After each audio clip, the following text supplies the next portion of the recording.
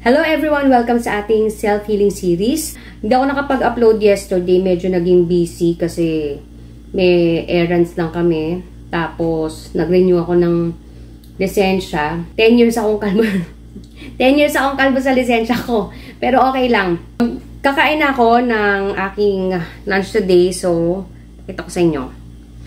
This is black rice. Tapos, ito yung ginisang...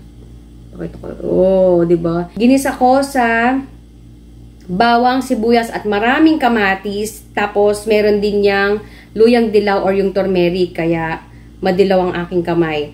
Tapos yun ang palaya.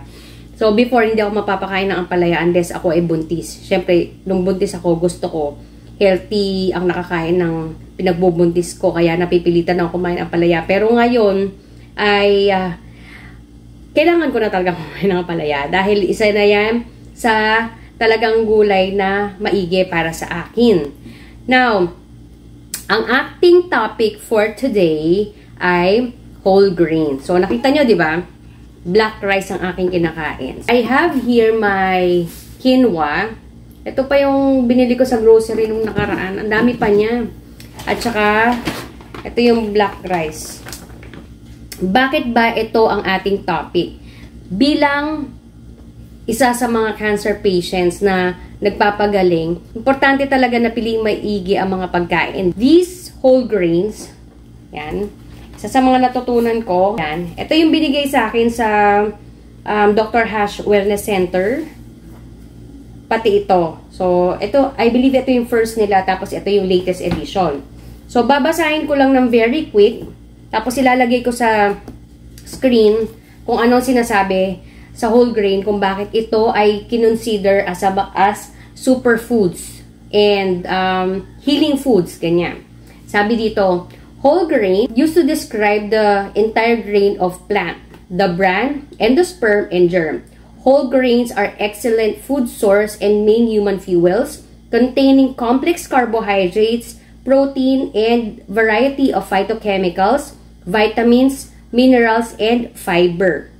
Quinoa, brown or black rice, millet, amaranth, buckwheat, barley, rye, and root crops contain components that can stop the growth of cancer. Whole grains are very rich in vitamins B1, B2, and B3, vitamin E, and many minerals, especially magnesium, zinc, iron, and potassium. Brown rice and whole wheat are also source of hard-to-find selenium. Napakaraming benefit ng whole grain like black rice, brown rice, and quinoa sa ating katawan, especially if you are someone who is trying to heal from diseases. And dito nga, kaya naman pala, nung binili ko tong black rice na to, ang sabi dito, excellent source of protein and iron, fights inflammation, supports cancer therapies, improves liver health, aids in digestion, supports in heart health, good for eyes, detoxifies the body. Kasi nga, very rich in fiber, which is very important factor sa pagpapagaling and sa pag-iwas sa mga sakit. You may be thinking na medyo may kamahalan ang black rice, brown rice, at quinoa. Yes, totoo naman, pero sobrang tipid naman nito kung i-compare sa regular white rice. Kasi kapag kasinain mo siya, yung 1 cup, sobrang dami na nun. And itong quinoa, usually, half cup lang ang aking niluluto. And nasi-share ko na siya sa iba na gusto rin kumain ng quinoa. Moving forward, brown rice and black rice will be a staple not only for me, but for my entire family. Kung kayo, naghahanap kayo ng alternative kasi nga rice is life, we don't want naman na ma-miss ang ating masasarap na ulam dahil iniiwasan natin ang rice. Ito na po ang sagot, brown rice, black rice, red rice, and or quinoa. Yun lamang po. I hope that you learned something new today.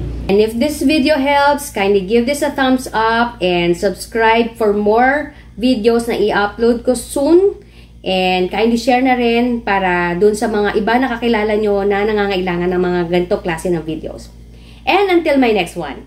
Bye!